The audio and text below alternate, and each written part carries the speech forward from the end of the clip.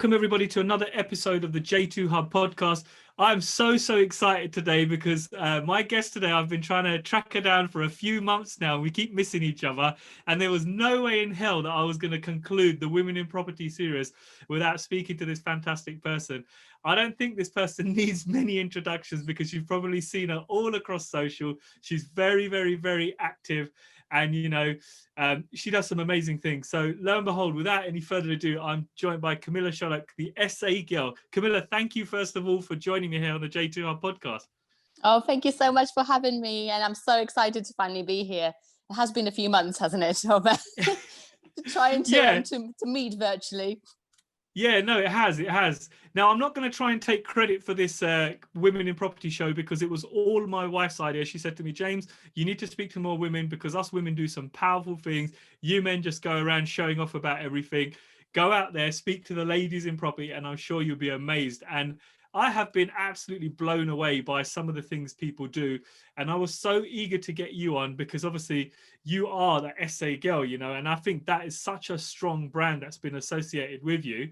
Kamila, I want to start. For the people that don't know you, they've probably been living under a rock or they've been in a different country for quite a long time. Can you give me some background about you? How did it all start with you? Where did you come from? And how have you got to being so successful and where you are right now?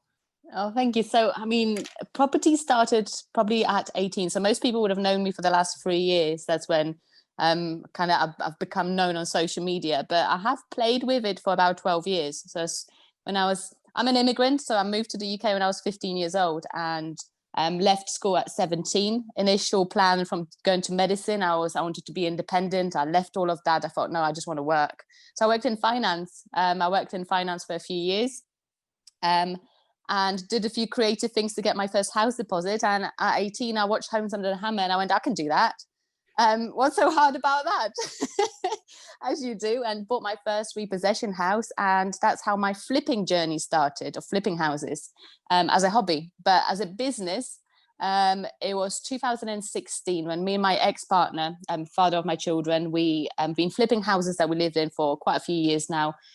At that point, we've had children. So our last flip, my girls, I've got twin girls, they were 4 weeks old at the time when we moved into the house, and we were knocking walls and it was just so much dust, and I had a complete meltdown. I thought, brand new mother, first time mother. I remember waking up and there was dust everywhere and I just had a panic attack. I was like, my children are breathing this in. I'm going to do something to them. They're going to be scarred for life. I can't do this anymore. So I remember we ended up moving in with my mum for a few months to finish the project, and we promised that we wouldn't live in the refurb again. So our next house was a new build. And at that point we were like, we're not doing property anymore. That's it. We're done. And then I would see, he would be on the laptop. I'd be on the laptop in the evening as I would look, he's on Rightmove and I'm on Rightmove.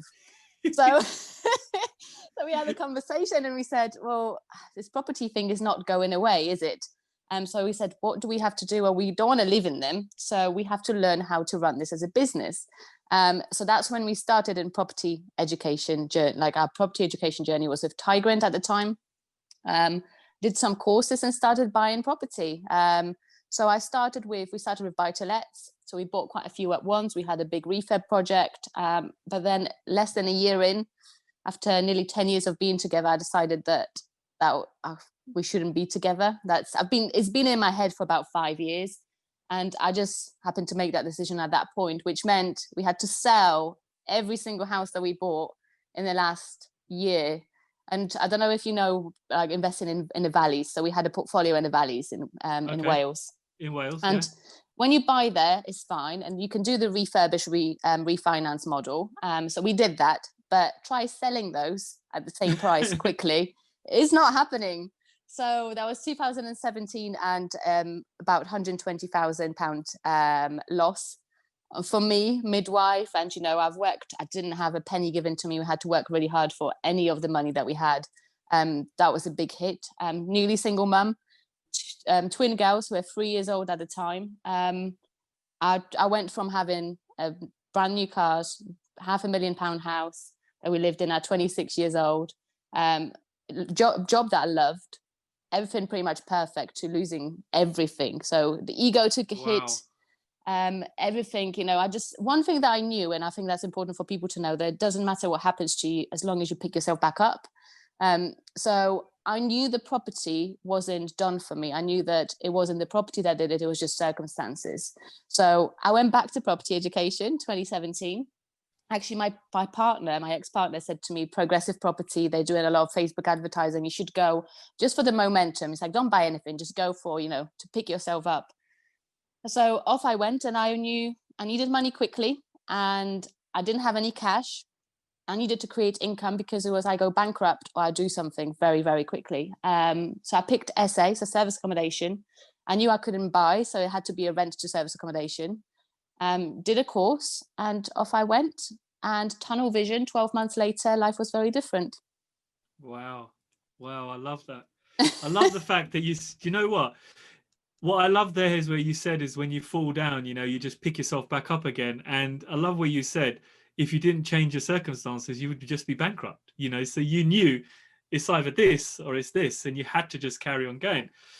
Can I ask you, what did it feel like? So you've just newly broken up. You're there with your two twin girls. I know how hard kids can be, because I look after my children all week because my wife works, and well, not that I don't work, but I work as well, but because my work's more flexible. Yeah. What was it like the first night when everything was gone and you're sitting there in your house? Because I'm imagining you being on your own just with the girls.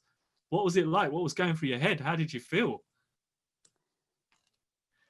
There was never a moment of me as in like real despair, I guess, because I always had, I've started so many times over again, moving countries, moving cities. As a child, I moved every 2 years.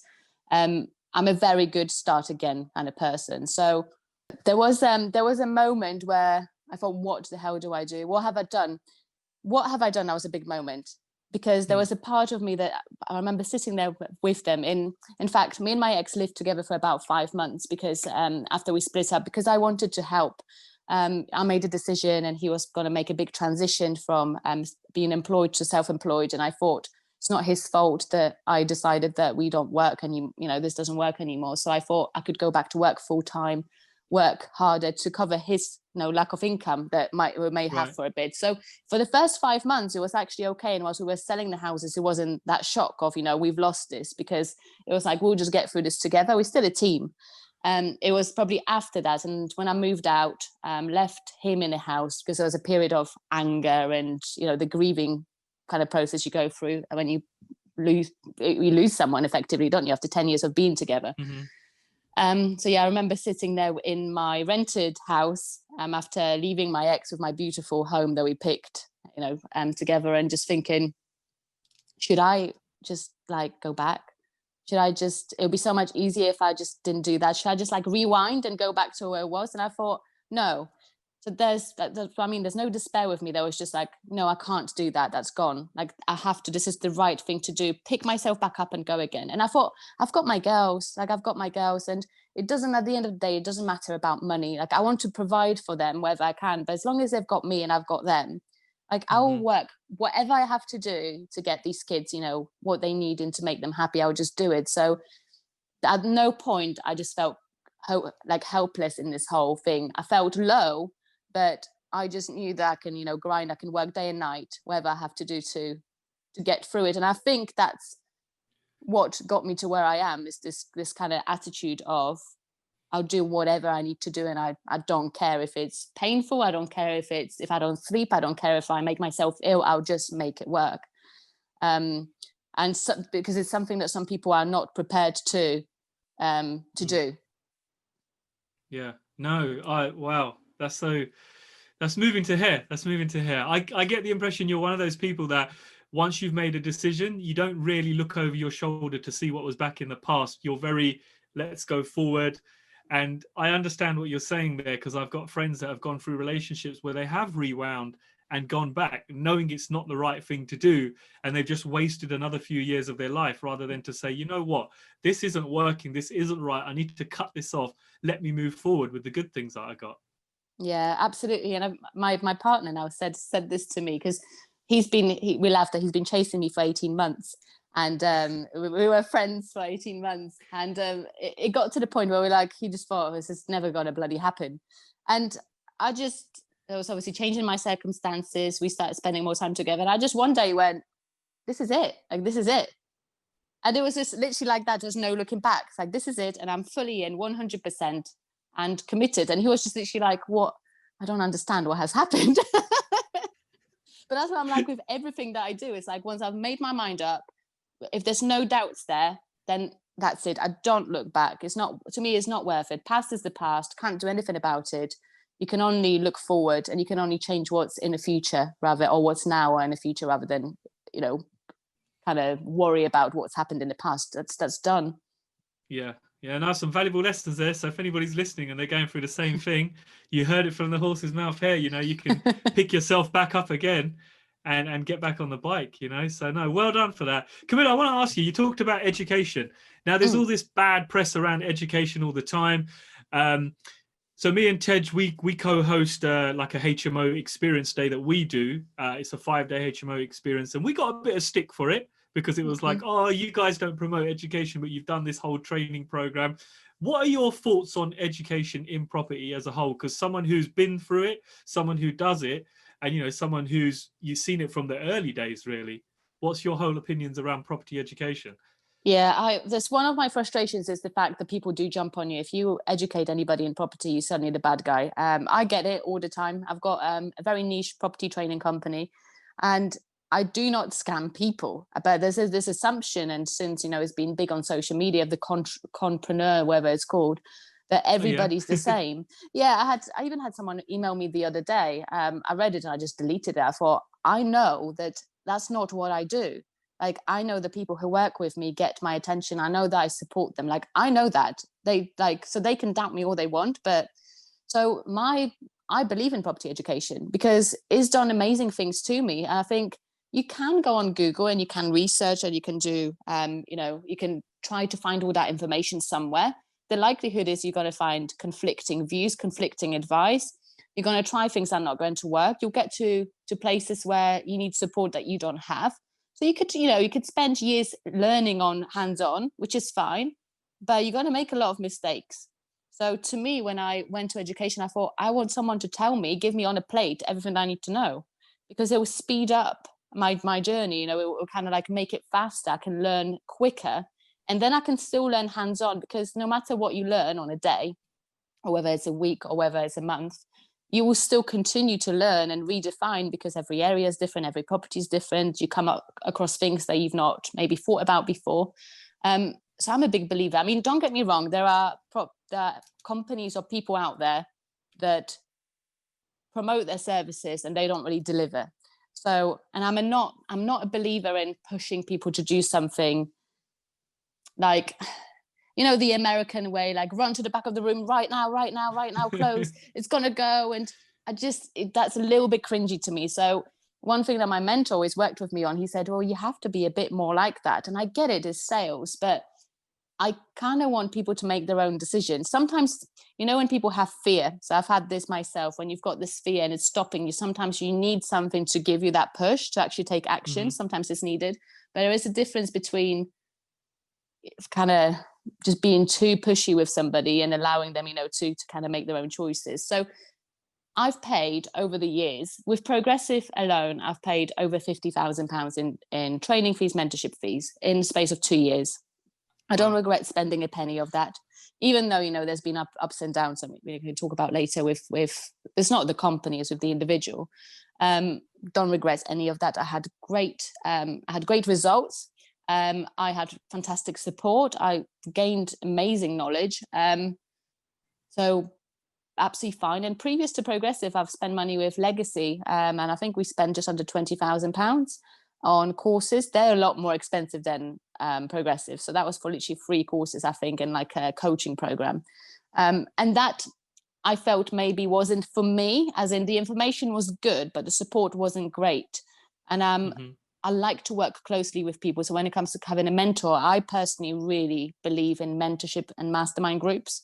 I was in a mastermind group myself, and they were my friends, and I was learning so much from them, and being exposed to their networks and opportunities via that was just so big for me that now that I've lost it and I'm in the process of finding a new one, like, you do feel a bit lost, because it's just so much support and there's so much knowledge that you're gaining from just meeting up with these people and having contact with them. So I'm a big promoter. I'm not somebody who hates. I think, you know, as long as it doesn't go too far of overpromising and undervaluing, I think we all make our own decisions. And if I look at something and I think it'll be good for me, then it's my choice. I make that. And that person who's offering the service shouldn't be criticized on, you know, jumped on or abused sometimes, because some of these people get abusive for offering their services. It's like, you know, I'm paying for their time. I'm paying for their time, their knowledge, their experience that they have acquired over a number of years. Quite often, they've paid for their own education. Why wouldn't I pay somebody like that? I don't understand in the property world why there's this expectation to get everything for free. Like, I should just sit there, basically live on bread and give everything for free, because it's like, it's wrong of me to charge for my time, but go anywhere else and if you pay people for their time, it's normal. So I don't know where it's come from, and I don't know why is the way that it is, but I get what you're saying. Like, if you've got useful experience and people want to learn from you, why wouldn't you offer your services? Yeah, no, I agree. Like, with our particular training thing that we do, it's a live experience with a live site. So what we teach over 5 days is linked to a live site. So you get to see a site being stripped apart. You get to see the extensions going on, the en-suites going on. And you know what? The candidates that are with us, they get to see all the mistakes as well. And it's been quite funny, because on day 3, I was told that I needed to spend an extra £7,000 on tanking a basement. And that wasn't in my spreadsheet, and I'm standing there trying to explain this to people. And I said, look, this is real life. This is not what they teach you in a classroom. And what really frustrates me is when I see people putting posts out there on social saying, 10 steps to handling a rebuild, or 10 steps to handling tradespeople. And I think, you've never been in that situation. You've never done a back to brick renovation. You can't just teach people from a book or from education that you've sourced from Google.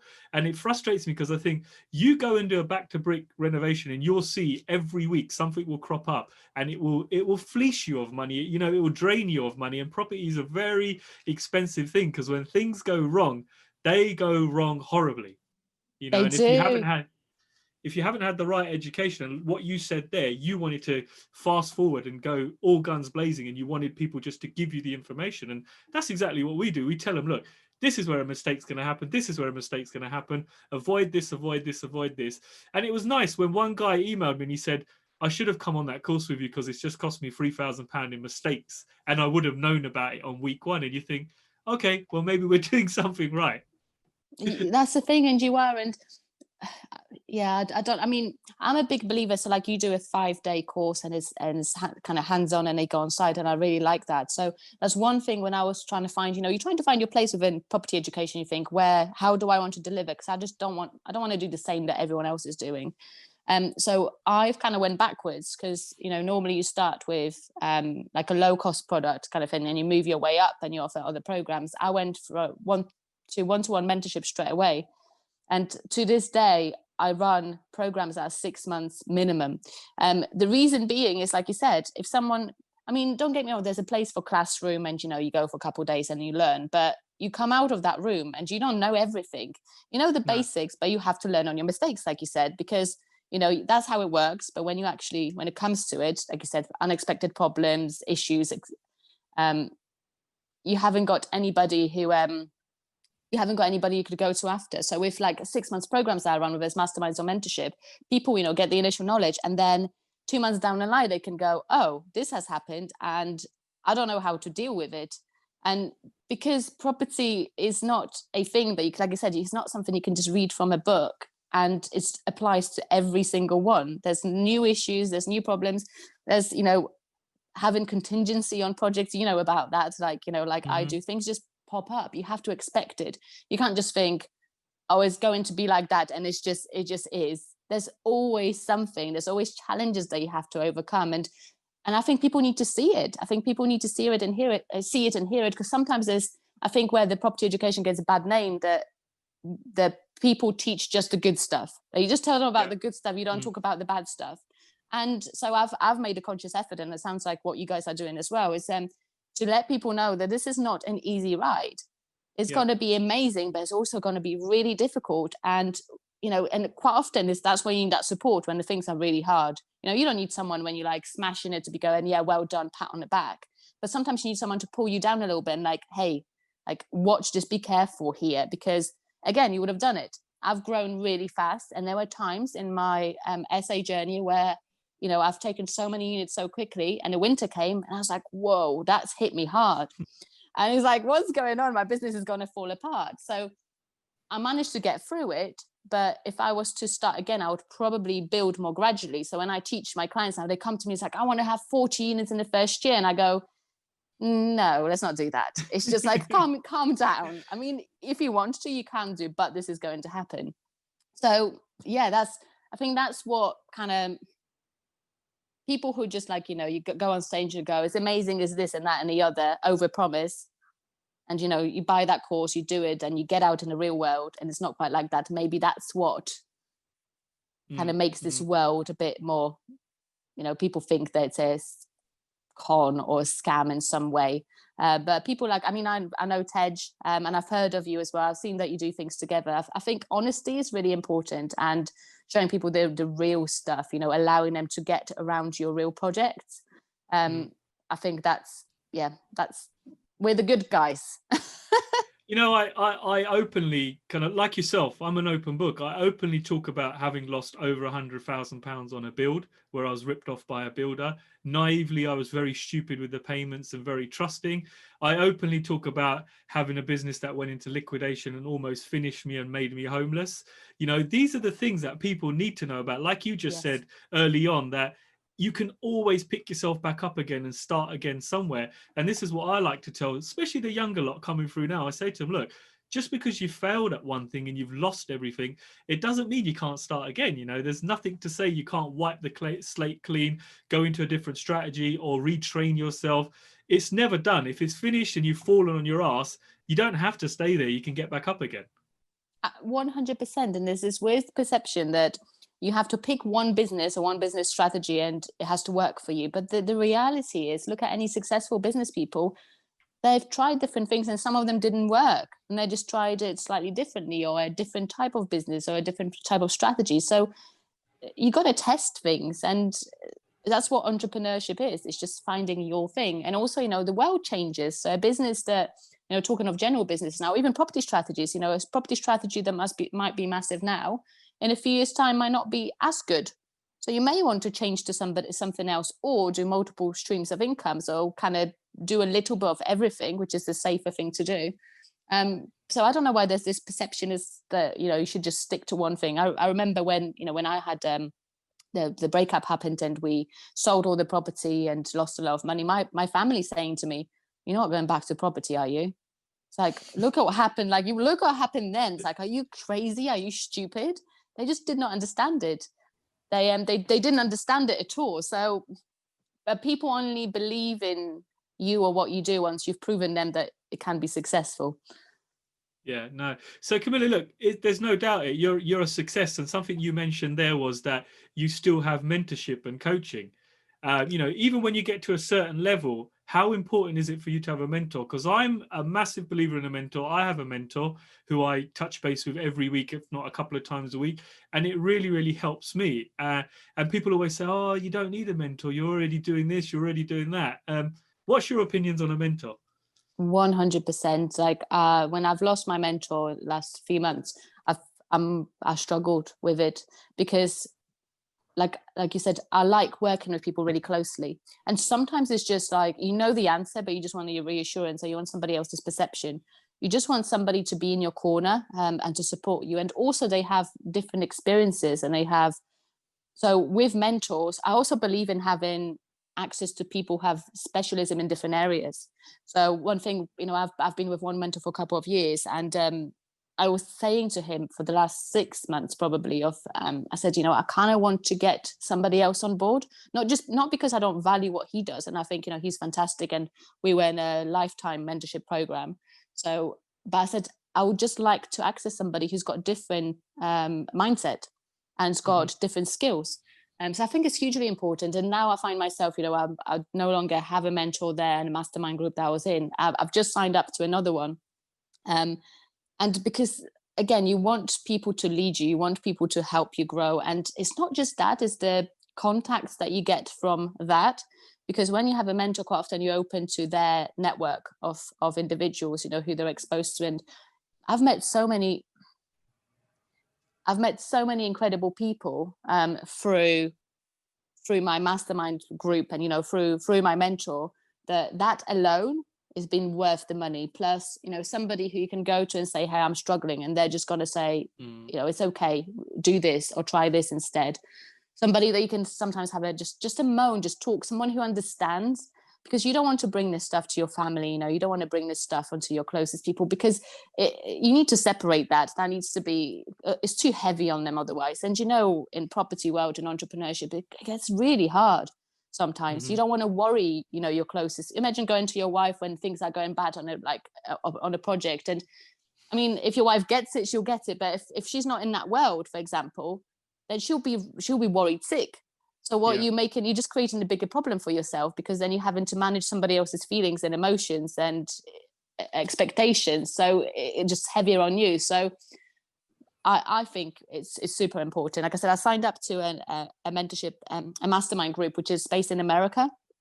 Okay. So I was really excited, and the first meeting is meant to be in November, but because of lockdown, America, you can't really travel at all. So I'm gutted, because I think face-to-face is so important. There's access online, but it's just not quite the same. So I would say my best investment in all the money I've spent on property education was mentorship masterminds. Best investment. I would do it. I don't think, because especially if you teach other people, if someone pays for their education and then you don't educate yourself and you don't pay to grow yourself, what does that say about you? Or you just done? We're never a finished product, are we? No, it's very contradictory if you're charging someone for an education and you're not paying for it yourself. Exactly. It's like kind of saying, well, I'm good. I know everything, but you never know everything. You never know everything. You always we should always have scope, to grow and want to better ourselves. If not for ourselves, then for the people that we work with. Yeah, it's I say to people, property is a very, very lonely place at times, especially if your other half doesn't get it, or if your family doesn't get it. It's like what you just said there. You wouldn't want to trouble your wife with certain things. I mean, when I lost £100,000, I couldn't tell my wife. I couldn't tell anybody. I just had to go away and find a solution to put things right. And I don't think I told him until the project was finished, it was refinanced, and the money was in the bank. And I was like, hey, all you investors that have just been paid back, I just want to let you know that we had a massive disaster halfway through, but my commitment to you was never to tell you. And they're like, what? You mean you lost all this money? You could have come to us for some more. I said, well, how embarrassing would that be? Hey, Mr. Investor, I've lost your money on the first deal. Yeah. But you're a fixer. And, and how for them to hear that, they'll just be like, wow, this is somebody that I want to work with, because you didn't just put your head in the sand and go, oh, this has happened, now somebody else deal with it. You've dealt with it and you sorted it. Yeah. Kamila, I want to ask you, so you're on social, everybody who follows you has seen your journey over the last few months, and going back a few months, it was quite sad to see you quite upset in certain situations. And it's so lovely, like I was saying to you earlier, it's so nice to see you beaming again. There's a glow about you. You're really happy, and it's just, all your videos now and all your posts are so nice to see someone go from, down there up to there. Do you mind me asking about your journey with Progressive and, that video you put out a little while ago? Because no, it was anything. quite sad. Yeah. What happened there? So there's obviously two sides of this story, so I'm aware of that, and it wouldn't be fair for me to say everything without Rob Moore being able to say his side. So I'll keep it, with what I can say. So Progressive Property, by the way, I don't like the upsetting thing for me that happened was because I was just so confused about being chucked out of all the communities. They were my family, people in the office who work there, the property trainers on the courses, like everybody there, they were my friends. So all I'm going to say, there were personal issues between myself and Rob Moore rather than a Progressive as a whole. And I wanted to move on with my life, and I was very keen to move on with my life because I felt I've gone to therapy. I've tried to pick myself. I mean, I was very low a couple of points. I tried to commit suicide earlier in the year because it just got to the point I just didn't feel there was a way out. I just wanted to move on with my life. That's all I wanted. And my therapist said I was in a cycle of emotional abuse and controlled. So in the end, I felt in order for me to move on, I have to release bits of information to people that needed to know. So the ties would break and the doors would close on things. So again, I'm not saying everything. I'm just giving you a bits. You might put it together. And I thought it was fine. So we had the conversation and thought, everything's going to stay the same with the business relationship. The personal relationship is moving on to something else. And I just wanted to move on with my life. I have been trying to for like over 12 months of just to have a life and be able to be happy and do things for myself. And I thought, we had multiple discussions, etc. All good. We had a business together. I mean, in January this year, Rob came to me and said, you're doing great on a training side. We'd like to do business with you. And because I didn't want to be under Progressive brand, I said, the only reason I can see that working is if you come onto my business and support me with my growth. So they were taking 35% of my gross revenue to help me grow from underneath. So I was meant to have access to sales staff, admin, business support, tax support, etc. And they were silent partners. So they would just help me expand under my brand.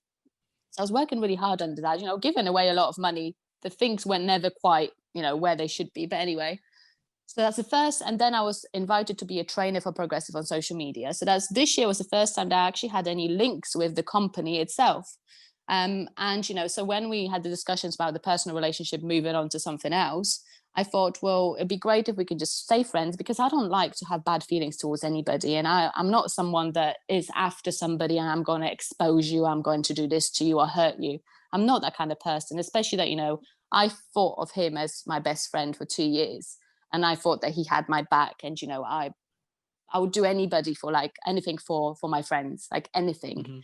So I thought, it'd be great if we just move on. We're just moving on with our lives and that's it. But unfortunately, he struggled with seeing me move on. So it wasn't. When I started seeing my partner, his actions became very malicious and very strange and very scary. And I had to involve his business partner to try to mend things and sort things out. So I was dealing with Mark and trying to get things kind of back on track and, to keep the business relationship. I thought, well, we clearly can't be friends because this is just not working. So we have to let go of the friendship side, but the business can stay the same, that doesn't have to be affected. And when there was a last attempt of him to tell me that I shouldn't be with this person, who, by the way, my partner is his ex-best friend of 12 years. So his last attempt of saying he's not right for me and everything else. And I told him that he needs to leave me alone and it's none of his business. When I said that and I finally shut the door again, and I said, you need to just back off and leave me alone.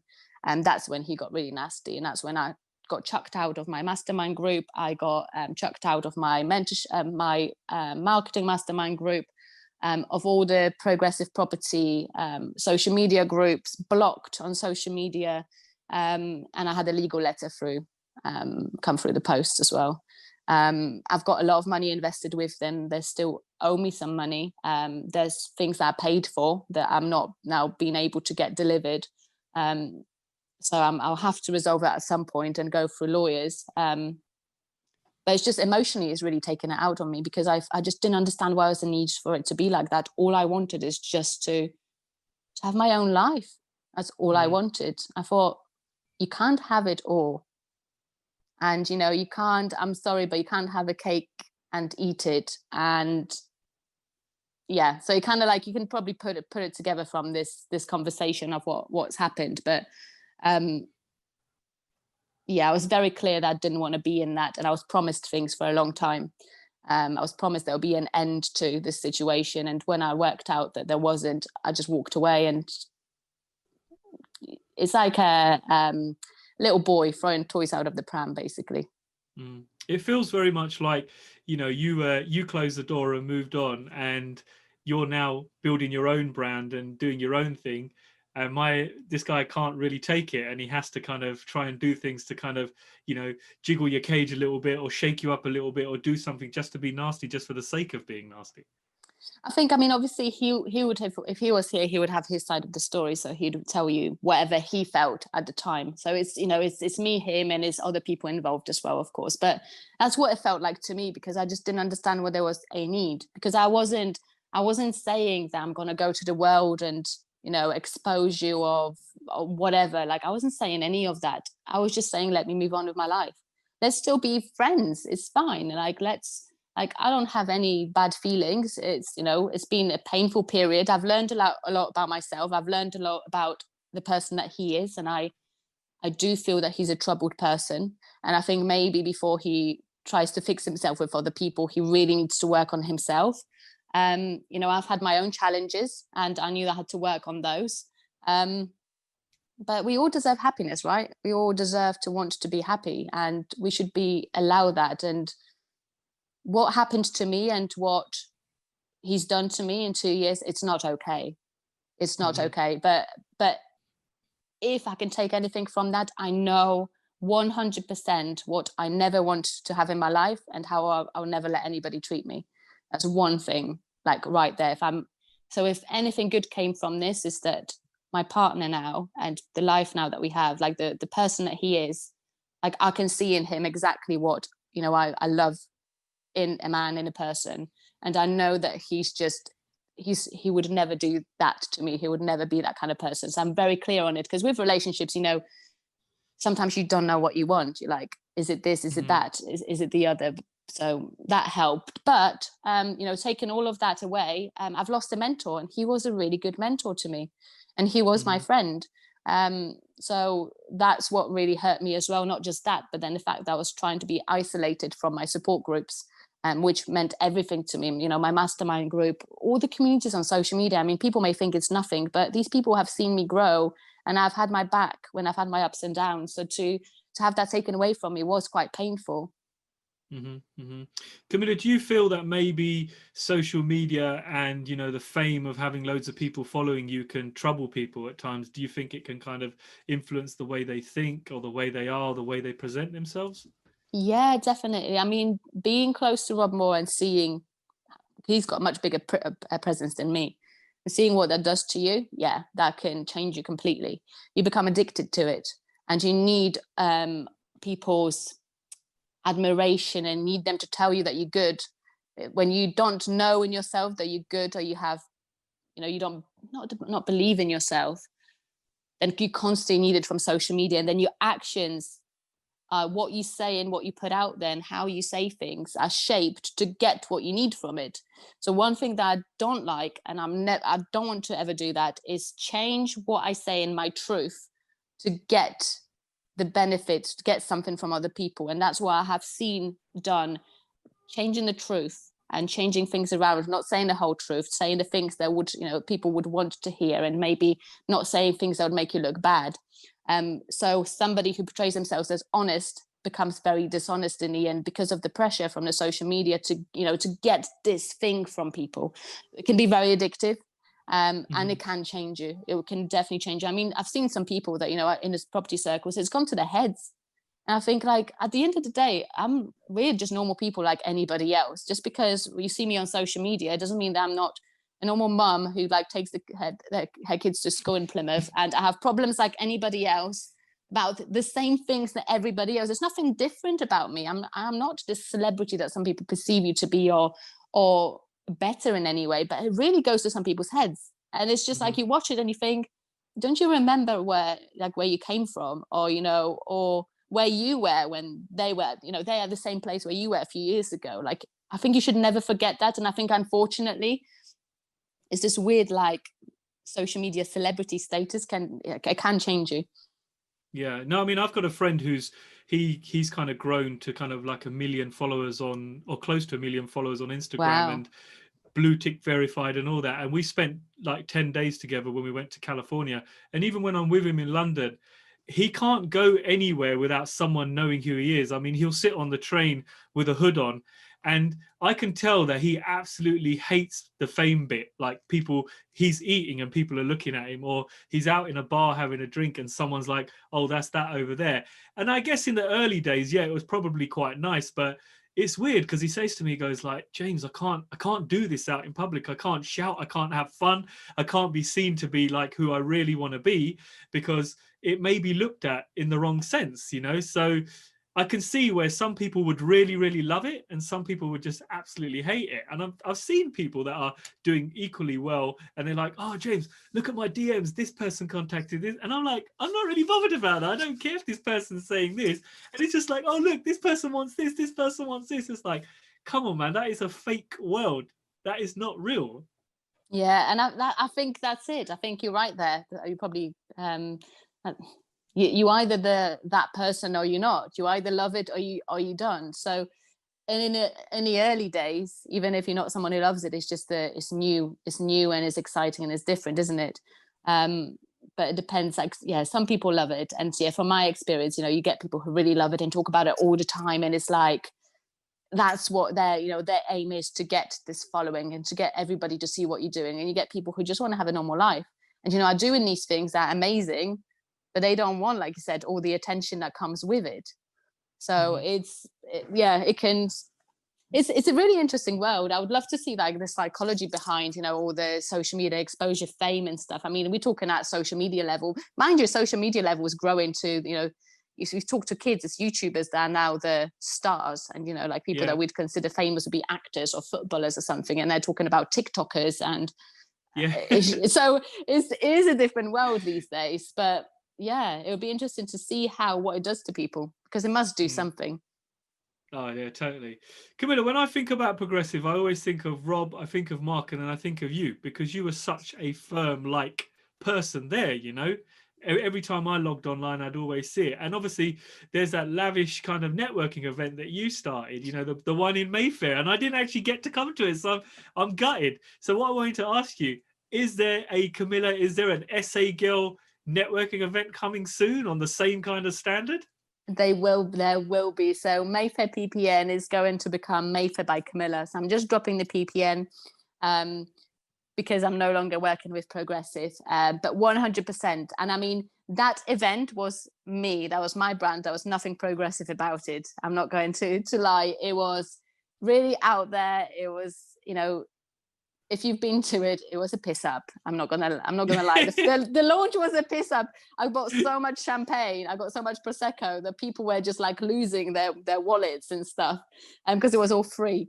And it's not going to be like that for every networking event. But I'm all about experience. So whatever business I go to, I love the experience side of things. I want to make something amazing. I want people to turn up to it and be like, wow, not just come like, oh yeah, that was cool. So Mayfair by Kamila is 100% coming. It'll be in the same venue. It'll be still, you know, a bit out there, a little bit bling, because it's Mayfair. You have to make it that way. As soon as we're able to run events again, because obviously COVID put a spanner in the works there. That would have continued as my own brand. But yeah, we're going to probably next year now looking at what's going on. Yeah, because I remember seeing some of the pictures for it, and I remember seeing, I don't often see the host wearing like a lavish dress or, you know, looking so nice. And it was like, I said to Tej, I said, what's going on here? And he came along to one of them. He did. And I said to him, you better wear a shirt, man. You can't go in the yellow hoodie. Make yourself look presentable. But he was like, this was a really lavish event. Like, he goes, he's never been to anything like that. And I was so gutted that I didn't get to come. It was amazing. I mean, our first speaker was Alfie Best, who's on the Times Rich List. I've actually had Alfie on my podcast. Have you? Alfie. I know Alfie. Fantastic. Yeah. So you know what great. He's like. So he's a bit bling as well. So he turned up in his suit, Versace, like all over. It looked like Versace, literally, like he did say that himself, vomited on him. He was a perfect person to have the launch. Because he's all about, you know, lifestyle. Well, he's so humble. He does have an amazing lifestyle that he was able to build. So it's what I wanted, and what I want Mayfair to be, not just a property networking event. I want it to be about business, because one thing that you realize when you're in the property world is not just property. You have to learn about business. It is a business, and if you don't have these skills and if you don't know how to grow it, you're never going to be able to go as far. So that's what my focus was on, getting speakers that were really big. So Mayfair had, criteria. So the speakers had to be worth at least $1 million, and we're going to move it to more, because actually it's not very hard to be worth $1 million in business. So and have achieved, have something really special about it, something to, and be able to give to people who are in the room. You don't want someone on stage who just shows off and doesn't really give anything useful, any advice, or anything you can take from that. So I had some amazing speakers lined up, I'm not going to lie. I had speakers read until July. So we did an event in January, event in February. So we had Neville Wright in February. March, literally we had to cancel 2 days before, because the restrictions came in 2 days before the event. It's because I was going to run it. It was a service accommodation special. It was going to be massive. And I had speakers lined up for the next 4 months and all gone. So it's just a case of restarting when we're ready. But now that my new mastermind is in there amongst very, very big American names, I'm even hoping I might be able to get a few of them down. Oh, nice. I'm really looking forward to this. Yeah, because I missed the first one. Kamila, something you said earlier on, you said you came to this country as an immigrant when you were 15. You've gone through this really kind of, eventful journey of ups and downs, highs and lows. I want to ask you a question. If there's any young ladies out there watching that are wanting to get into property, I know it can be quite a man-heavy field where you just see lots of men around. I mean, what would your advice be to them? And have you, in your journey, ever openly felt discriminated by tradespeople, by men or anything? And how have you dealt with it? That's a really good question. I'm a bit of a boys' girl. So I've never found it difficult amongst men. I get on with men really well. So I guess that helped me. That actually I feel more comfortable with guys than with girls. But definitely there's been moments where I felt discriminated or looked down upon, or looked like there's somebody else behind me because I'm not able to do it by myself. My solution to everything is humor and a little bit of cheek and a little bit of feist. So if somebody gives it to me, I'm going to give it back. And I know that it takes confidence to do that. So not everyone's going to be able to do that. But I just think if they want to, how I always thought about it, if they want to assume that I'm just this bimbo. I did a rant recently, I don't know if you saw it, about men thinking in property. Yeah. So I made a comment on to this person saying, what makes you think that, is it the blonde hair or the big tits that make you think that I don't know anything about property? And people loved it. They thought it was hilarious. But that's what a lot of men think. They look at you and it's like, well, you're a blonde bimbo, so you can't know much. And I think, well, let them think that and then watch me, because I'm going to do so much better than them. So actually, if they want to think that about me, and if they want to think I don't want to do business with her because she's a woman or because of this and make assumptions, then the best treatment initially is silence. Just don't say anything. Say, okay, cool. And then show them with actions and prove them wrong. That's so much more powerful than saying anything to them. So in my first 2 years, there definitely been elements of that. I just focused on action. I wasn't really fighting anybody about that. I just focused on action. And even in my mastermind group that I started, it was all men. So I think it was one woman when I joined. And Mark Homer, if you asked him, I said to him, it's like, you just thought I was a blonde bimbo who just talked shit on social media. I said that to him when later on, and he laughed. And honest to God, I think that's what he thought. I thought I was just one of those, just talks a lot, but doesn't do a lot.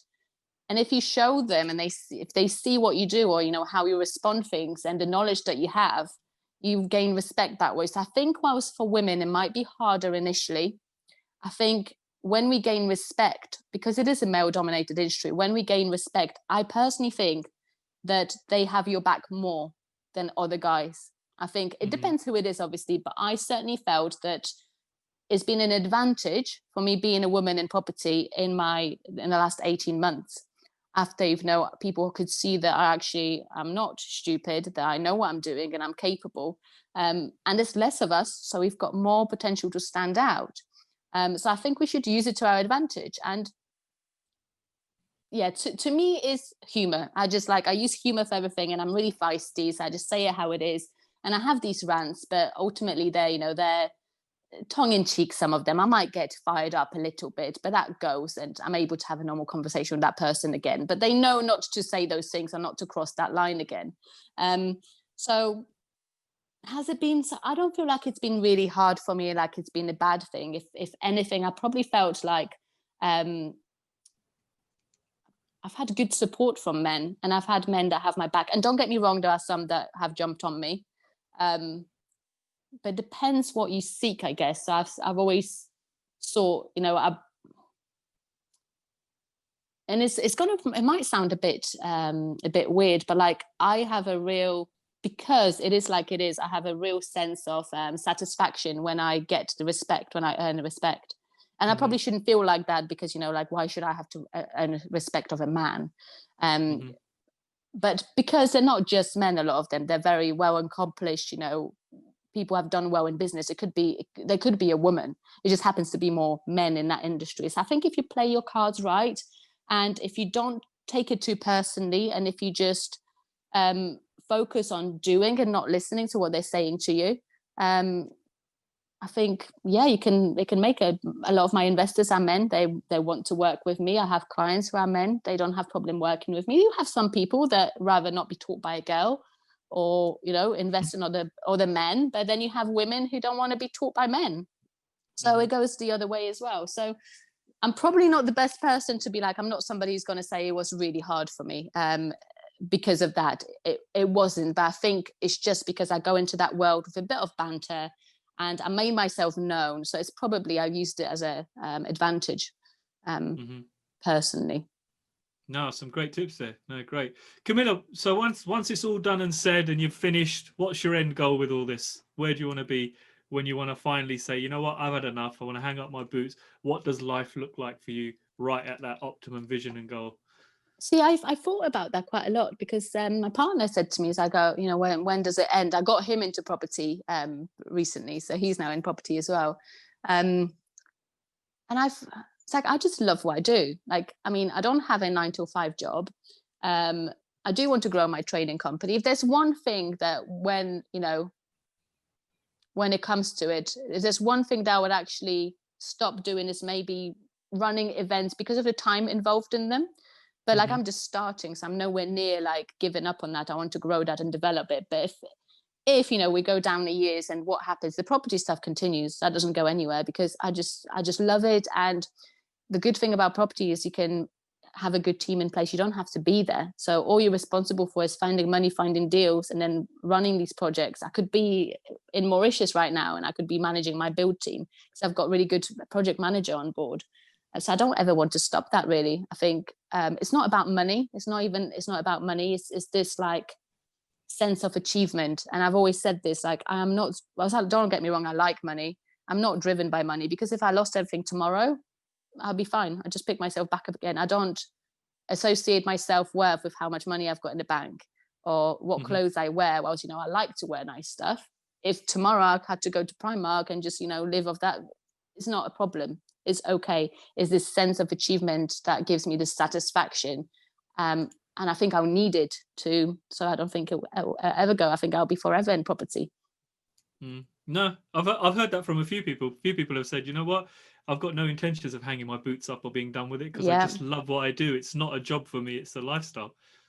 Absolutely, absolutely. Because you can do whatever. That's one thing I'm finding with property. It allows you to do whatever. Me and my partner went away a couple of weeks ago to Krakow. A few weeks before that, even for COVID, we're managing to go away. We went to Cyprus with the kids. In 3 weeks, we're going away on holiday again. I'm taking him for his birthday. So, and because I'm able to work off my laptop, he's a dentist, so he's got his own dental practice, so he's still limited to working hours. But for me, I can work anywhere in the world. And that's the most amazing feeling, that I can be in Peterborough today, I can be in Plymouth tomorrow, because I do that commute. I could be on the other side of the world if I want to. It doesn't affect my work. So why would you stop doing it? Hmm. Hmm. Camilla, I want to finish off by just saying one thing. You know, earlier on you said that at the beginning of the year you felt suicidal, and that must have been a real low point for you. I want to ask you what life looks like now for you, because, you know, I see you smiling, I see you beaming, I see you happy now. Tell us, what is life like now, going from a point where you were so low to where you are now? You know what? If it seems like different worlds. Like, I'm a different person, and that early this year didn't happen. I almost feel like that was just a really bad dream, because I don't understand how you can go from that to where I am now. Life is amazing. So I found balance, which is one thing that I never had. I was all business, business, business, and work. And allowing somebody into my life and for him to teach me that you should be enjoying it. There's not just about the destination, it's about the journey as well. And you should enjoy the journey and not just wait until you can enjoy the destination. So life's amazing. I'm commuting still between Plymouth and Peterborough on a weekly basis. So the 300-mile drive every week, because my kids are over there. I appreciate my girls more than I ever did. And one thing that from everything that's happened, I've learned is that my time with the kids is more important than anything else. So better diary management. I spend time with them and they've been happy and they've been better, well behaved. And you wonder sometimes why kids act up, and it's normally there's reasons. They want more of your attention, or they're not getting enough love. And I've certainly noticed that. I have a family. I've not, in 3 years since I've broken up with their dad, there's not been a man in their life. And I've always felt really guilty that I'm not able to give them a family unit. Now I have a family and it feels amazing. I didn't realize that would feel so good to have this. And I'm still property. I'm going heavier than ever. I've got the biggest projects that I've ever done so far on a go. My training company, whilst over COVID, I focused on helping existing clients to get through because hospitality was hit so bad. Is back to running events, is back to, to taking on more clients. So I spend more time with my friends. I have better relationships with people. My relationship with my family, with my mum, is so much better than it was. Like everything's just so much better. And I don't know what it is exactly, but there's just like, when you wake up smiling. I've not woken up smiling for a very long time. And there was a point where I woke up smiling and I was like, oh my God, this feels amazing, because I've been waking up with anxiety in my chest every morning. It's like, is this what life is meant to be like? Because you're almost like waiting for something to go wrong. So for the last few months, I was saying this to Tosh and to my partner, it's like, I'm waiting for something to go wrong. And he saw it in me. It's like, sometimes I would just be like a bit on edge or provocative. And he's like, what do you think is going to happen? Like, what do you think? Like, I'm not going to hurt you. It's like, you can. So once I've relaxed into this, it's just like every day is amazing. And it doesn't matter what challenge gets thrown at me, because I can deal with it because I feel good underneath.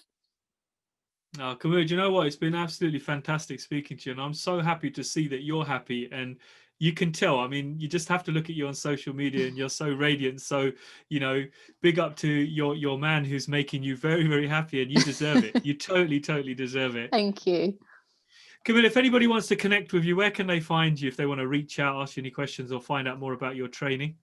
Of course. So social media mainly. So I'm very big on Facebook. I'm a Facebook girl. So if you just search at SA Girl, I'm on LinkedIn as well, Kamila Z, and on Instagram, the SA Girl. So you can find me if you Google the SA Girl into the search, I do come up. I do have a website, so it's www.sagirl.co.uk, and they can email me on there. But bound to see me on social once you look once. I tend to stick to people's feeds for some reason. Kamila, lastly, I'll finish off with one question. What's one thing or one vice you just simply cannot live without? One thing you must do. One thing you must do. It could be a naughty pleasure. It could be a naughty habit, whatever. Just something, one vice Kamila cannot live without. Oh my God.